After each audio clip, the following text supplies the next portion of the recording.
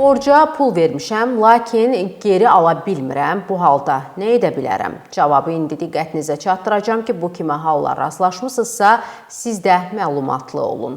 Belə ki, siz başqasına həm şifahi, həm də yazılı müqavilə bağlamaqla borca pul verə bilərsiniz.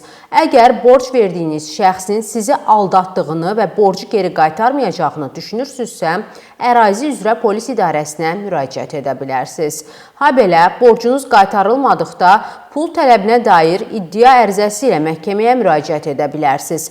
Əgər borc məbləğini yazılı müqavilə bağlamadan vermisinizsə, borcun verilməsini WhatsApp yazışmaları, şahid ifadələri, aranızda borcla bağlı yazılı hər hansısa bir sənədlə sübut edə bilərsiniz.